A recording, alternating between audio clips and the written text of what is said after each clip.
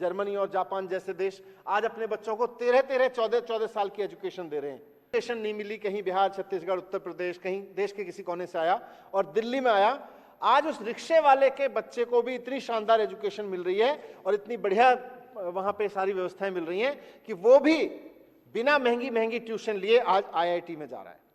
मैं करता हूं अपार्टमेंट में सीढ़ियों के नीचे ठिया लगा के उसका बच्चा आज सरकारी स्कूल से पढ़ के मुंबई में आईआईटी में एरोनॉटिक्स इंजीनियरिंग की पढ़ाई कर रहा है। ये हमने किया। खिचड़ीपुर की झुग्गी में रहने वाली एक महिला मेड इस बात को लेके खुश है कि उसकी बच्ची पढ़ाई करके दिल्ली के सरकारी स्कूलों में पिछले 4-5 साल में अच्छी पढ़ाई मिल गई, नीट का एग्जाम करके आज एमबीबीएस कर रही है, डॉक्टर बनी। ये पहला ऐसा भ्रष्टाचार है जहां जनता के ऊपर कोई बोझ नहीं डला, सरकार को कोई नुकसान नहीं हुआ, बोले भ्रष्टाचार हो गया। न्यूयॉर्क टाइम्स की एक और खबर मैंने देखी थी, तब से दिल मेरा बड़ा दुखी था कि एक तरफ न्यूयॉर्क टाइम्स में खबर छपती है, जब बहुत पहले छपी थी कोविड के दौरान, जिसमें भारत की बड़ी गंदी तस्वीर पेश की गई थी कि जी देखो भारत कोविड से ऐसे हैंडल कर रहा है। असली वजह तो ये है कि ये जो दुनिया भर में तारीफ हो रही है ना, ये इन लोगों से सहन नहीं हो रही। हर तरफ वो देखे उन्होंने, बेडरूम से लेके तकिया, गद्दे, चादर, बेड, मेरे बच्चों के कपड़े, परिवार के कपड़े, मेरे कपड़े, सब जगह घूमे वो, सब जगह छान छान के देखा कि क्या इतना अच्छा काम कर दिया कि देश और दुनिया में तारीफ होने लगी दिल्ली के काम की। न्यूयॉर्क टाइम्स में खबर छपने पे एफआईआर मैंने पहली बार सुनी। इन्वेस्टिगेटिंग एजेंसी समय समय पे दबाव में काम करती रही हैं, पर इतना दबाव बनाना किसी इन्वेस्टिगेशन एजेंसी पे कि जी कुछ है नहीं, कोई तथ्य नहीं है, तो धूल में लठ चलाना है तो लिख दो सोर्स।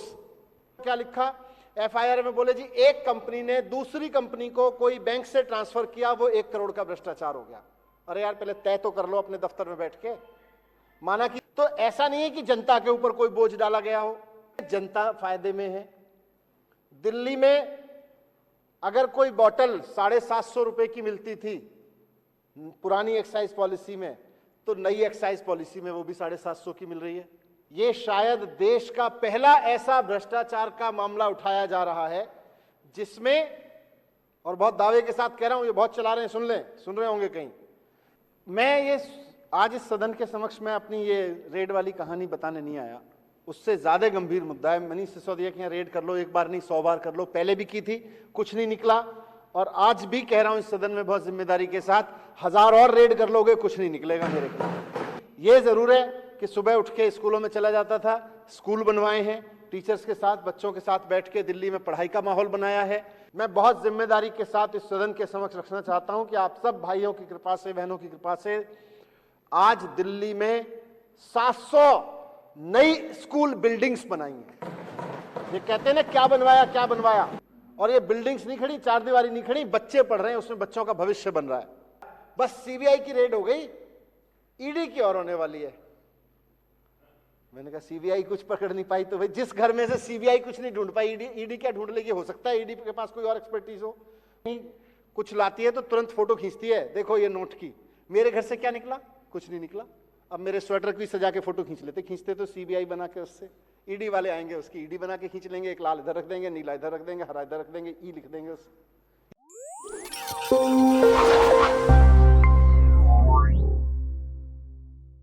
कोई ना कोई ऐसा बहाना बीच बीच में करते रहो कि अध्यक्ष को कोई ऐसा डिसीजन लेना पड़े। और आज वो स्ट्रेटेजी बना के आए थे कि बैठना नहीं है सदन में, बाहर ही जाना है, वरना अच्छा होता कि यहाँ के सवाल जवाब को थोड़ा सा सुनते। मैं थोड़ी सी बात अपने से शुरू करना चाहता हूं अध्यक्ष महोदय। आज माननीय कैलाश गहलोत जी के प्रस्ताव के संदर्भ में 19 अगस्त को सुबह सुबह जन्माष्टमी का दिन था। मैं भी परिवार के साथ में फ्रेश होकर, नहा धो के, पूजा पाठ करके तैयार था कि अब मंदिर जाना है। इसी बीच में किसी ने मुझे मेरे व्हाट्सएप पे न्यूयॉर्क टाइम्स का ये अखबार की कटिंग भेजी कि जी बड़ा अच्छा लग रहा है देख के, दिल्ली का एजुकेशन मॉडल दुनिया के बड़े बड़े अखबारों में छाया हुआ है। तो जन्माष्टमी की सुबह अच्छी बीत रही थी, भगवान कृष्ण का जन्म उस पर सुबह सुबह पूजा पाठ और फिर मंदिर जाने की बात मन में चल रही थी। इसी बीच में ये खबर भी देखने को अच्छी मिली, मुझे लगा कि न्यूयॉर्क टाइम्स की एक और खबर मैंने देखी थी, तब से दिल मेरा बड़ा दुखी था कि एक तरफ न्यूयॉर्क टाइम्स में खबर छपती है, जब बहुत पहले छपी थी कोविड के दौरान, जिसमें भारत की बड़ी गंदी तस्वीर पेश की गई थी कि जी देखो भारत कोविड से ऐसे हैंडल कर रहा है, मां गंगा के किनारे किस तरह से लाशें जल रही हैं, बिना किसी परिवार के, बिना किसी जानकारी के लाशें दबा दी गई हैं। इस तरह से मैनेज करने की कोशिश की गई थी कोविड को, उसकी बड़ी गंदी छवि छपी थी। उसके बाद फिर जब ये खबर छपी तो मुझे लगा एक भारतीय होने के नाते, बात मेरा फोटो छपने की नहीं थी, बात एजुकेशन की नहीं थी, बात ये थी कि भारत की अच्छी खबर छपती है तो हर भारतीय को गर्व होता है। मुझे भी एक भारतीय होने के नाते सुबह सुबह गर्व हुआ, लेकिन मैं इस बात पे गर्व महसूस कर ही रहा था, खुशी महसूस कर ही रहा था कि 5 मिनट बाद ही, ये वाली खबर मिलने के 5 मिनट बाद ही मेरे पास में नीचे से एक आदमी आया, बोले जी सीबीआई वाले आए आपके घर पे रेड करने के लिए। तो मैंने कहा मैंने क्या कर दिया, पर वो आ गए। तब तक ऑफिसर सीबीआई के अच्छे आदमी थे, अच्छे लोग थे, पर गलत लोगों के भेजे हुए थे। तो आके उन्होंने मुझे सर्च वारंट वगैरह दिखाए, बताया जी आपके खिलाफ एफआईआर है। मैंने कहा यार मैंने तो स्कूल ही बनवाए, अभी तो तारीफ ही पढ़ रहा था कि अच्छे स्कूल हो रखे हैं। तो मैंने क्या कर दिया, ये न्यूयॉर्क टाइम्स में खबर छपने पे एफआईआर मैंने पहली बार सुनी।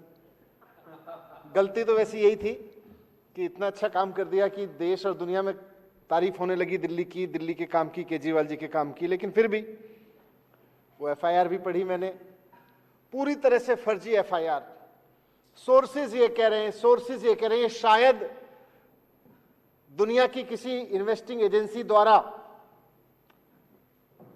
दुनिया की किसी भी इन्वेस्टिंग एजेंसी समय समय पे दबाव में काम करती रही हैं, पर इतना दबाव बनाना किसी इन्वेस्टिगेशन एजेंसी पे कि जी कुछ है नहीं, कोई तथ्य नहीं है, बस धूल में लठ मारना है।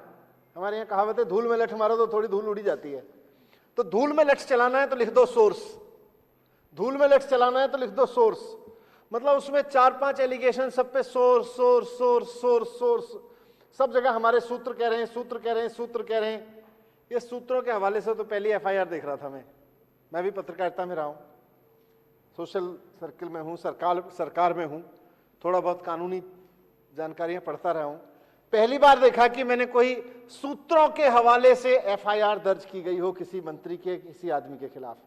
क्राइम होता है तो क्राइम बताया जाता है, भाई आपके ऊपर ये आरोप है, आपने ये मर्डर किया, आपके ऊपर आरोप है आपने ये यहां से ये बॉटल चुराई, आपने ये पेन चुराया, कुछ भी आरोप हो सकता है, पर आरोप है।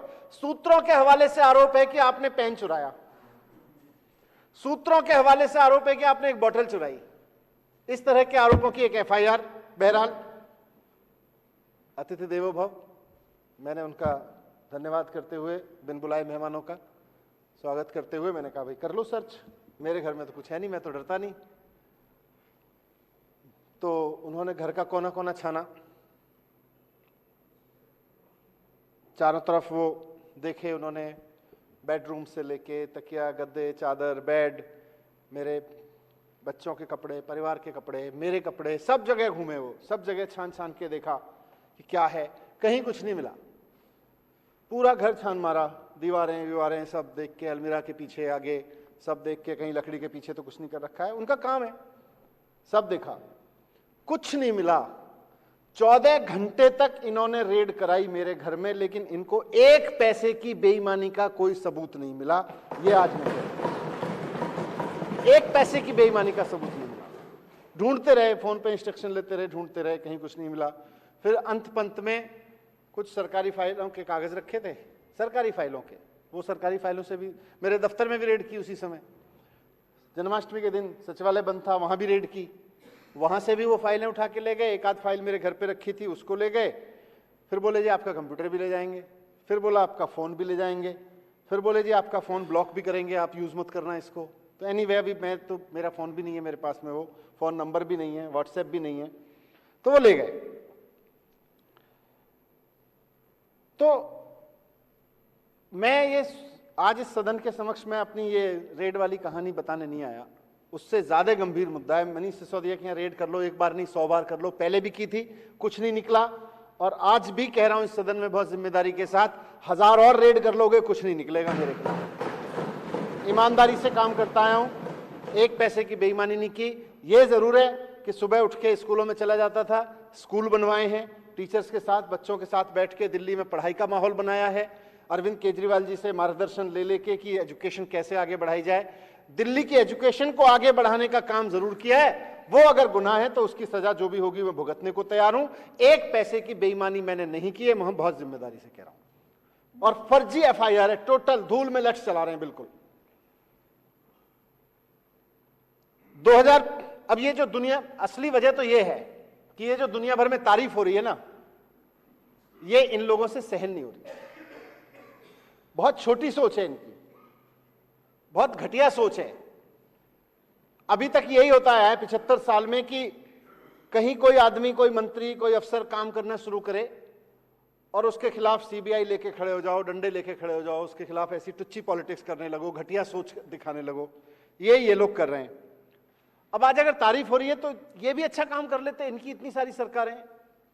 और मैं पिछले 7 साल के एक्सपीरियंस के आधार पर कहता हूं कि एक सीरियल किलर की तरह चुनी हुई सरकारों को मारने में जितनी ऊर्जा और जितनी मेहनत तुम लगाते हो, उससे कम मेहनत में स्कूल बन जाते हैं। एक सीरियल किलर की तरह जितनी मेहनत तुम चुनी हुई सरकारों का मर्डर करने में लगाते हो, जनता सरकार चुनती है, बड़ी उम्मीद से देखती है, भाई अब हमने बहुमत देके सरकार चुन दी, अब हमारा काम करेगी, तब तक पता चलता है सीरियल किलर आ गया। वो फिल्मों में नहीं होता है सीरियल किलर एक के बाद एक के बाद, तो वैसे करते हैं। जितनी मेहनत इसमें लगाते हो उससे कम मेहनत में अस्पताल बन जाते हैं, उससे कम मेहनत में लोगों का इलाज हो जाता है, उससे कम मेहनत में बच्चे पढ़ जाते हैं। पर उधर तो ध्यान ही नहीं है। ध्यान यह है कि सरकारें कैसे गिराई जाएं, चुनी हुई सरकारें कैसे गिराई जाएं। आज अगर अरविंद केजरीवाल जी की दुनिया में तारीफ हो रही है, उनकी सरकार की काम की दुनिया में तारीफ हो रही है, तो फर्जी नहीं हो रही तुम्हारी एफआईआर की तरह। एफआईआर फर्जी है, तारीफ सच्ची है। जो अरविंद केजरीवाल जी के काम की तारीफ हो रही है सारी दुनिया में, वो सच्ची हो रही है। एफआईआर फर्जी करते हो। 2015 में सारे साथी जानते हैं, वो भी जानते हैं जो उठ के चले गए अब यहां से, जिनको आपने पूरे सुबह से लगे हुए थे कि उठ किसी तरह से आप भगाएं उनको। 2015 से दिल्ली जानती है, आज मेरी बात अगर सुन रहे होंगे बाहर लोग, जानते हैं दिल्ली के लोग, दिल्ली में स्कूल नहीं हुआ करते थे, टेंट वाले स्कूल हुआ करते थे, खड्डे वाले स्कूल हुआ करते थे, टीन टप्पर वाले स्कूल हुआ करते थे, स्कूलों के नाम नहीं थे, स्कूल बिल्डिंग नहीं हुआ करती थी। मैं बहुत जिम्मेदारी के साथ इस सदन के समक्ष रखना चाहता हूं कि आप सब भाइयों की कृपा से, बहनों की कृपा से आज दिल्ली में 700 नई स्कूल बिल्डिंग्स बनाई हैं। ये कहते हैं ना क्या बनवाया क्या बनवाया, 700 नई स्कूल बिल्डिंग्स आज केवल 2015 से लेकर आज तक खड़ी हुई हैं। और ये बिल्डिंग्स नहीं खड़ी, चार दीवारी नहीं खड़ी, बच्चे पढ़ रहे हैं, उसमें बच्चों का भविष्य बन रहा है। आज टेंट वाले स्कूल को वो लोग कहते हैं वो स्कूल जहां से एक झुग्गी वाले का बच्चा आईआईटी में चला गया, वो वाला स्कूल, स्विमिंग पूल वाला स्कूल, लैब वाला स्कूल, रोबोट वाला स्कूल, ऐसे स्कूल के नाम से जानते हैं। पहले ये इन्होंने बना रखे थे टेंट वाले, खड्डे वाले, तीन टप्पर वाले स्कूल, झुग्गी वाले स्कूल है, चिड़ियाघर, यही सब नाम थे स्कूलों के। आज आईआईटी वाला, आज स्कूल जानते हैं, निकालते हैं कि जी वो 32 लड़कियां जहां से सीधे एम्स में गई हैं, उसमें मेडिकल में गई हैं, वो वाला स्कूल। इस तरह से नाम से जानते हैं। स्कूलों के नाम बदले हैं, उनकी तासीर बदली है, वहां पढ़ाई हो रही है। जैसा मैंने कहा 700 नए स्कूल बनवाए, 19,000 नए टीचर्स भर्ती किए हैं इस दौरान। 19,000 टीचर्स नहीं थे, और रिजल्ट भी बढ़े, बच्चों का कॉन्फिडेंस भी बढ़ा है, बच्चों ने शानदार उपलब्धियां हासिल की हैं, पूरे देश में नाम हो रहा है बच्चों का। लेकिन इसके जवाब में मोदी जी क्या कर रहे हैं? मोदी जी फर्जी एफआईआर लिखवा रहे हैं मेरे खिलाफ। मोदी जी क्या कर रहे हैं? मोदी जी मेरे घर पे सीबीआई की रेड करवा रहे हैं। मैं सोचता हूं कई बार कि अगर आज अरविंद केजरीवाल देश के प्रधानमंत्री होते और मैं मनीष सिसोदिया किसी और पार्टी की तरफ से किसी जगह शिक्षा मंत्री होकर अच्छा काम कर रहा होता, तो आज मैं बहुत दावे के साथ कह सकता हूं कि अरविंद केजरीवाल जी ऐसी घटिया हरकत नहीं करते। अरविंद केजरीवाल जी ऐसी छोटी सोच नहीं रखते कि दूसरी पार्टी का शिक्षा मंत्री कुछ अच्छा कर रहा है तो उसको घर में फर्जी एफआईआर करा के सीबीआई की रेड डलवा दो। अरविंद केजरीवाल जी गले लगाते, प्रोत्साहन देते, सराहना करते, अच्छा काम हो रहा है, और पिछले 7 साल में किया है। मोदी जी ने भी कोई ढंग का काम किया है, अरविंद केजरीवाल जी साथ जाके खड़े हुए हैं, और मोदी जी ने साथ जी नहीं खड़े किया तो अकेले दम पे उसको शुरू कर दिया है। वो चाहे योगा हो, साफ सफाई का मसला हो, कुछ ही चीज का मसला हो।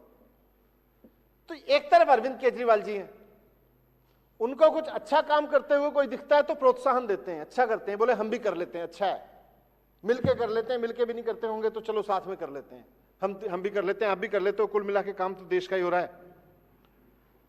इसलिए मैंने कहा कि अगर आज अरविंद केजरीवाल जी प्रधानमंत्री होते देश के और मैं किसी दूसरी पार्टी का शिक्षा मंत्री किसी राज्य में होता तो यकीनन अरविंद केजरीवाल जी बुला के गले लगाते, प्यार से बिठाते, पूछते कैसे कर रहे हो, बोलते कि हमें भी और राज्यों में भी करना है, हमारी कई राज्यों में सरकार है, केंद्र में भी करना है, ये करते अरविंद केजरीवाल जी। मोदी जी क्या कर रहे हैं? मोदी जी फर्जी एफआईआर लिखवा रहे हैं, फर्जी पे एफआईआर लिखे जा रहे हैं। कहीं भी कोई अच्छा काम करे उनको इनसिक्योरिटी होने लगती है।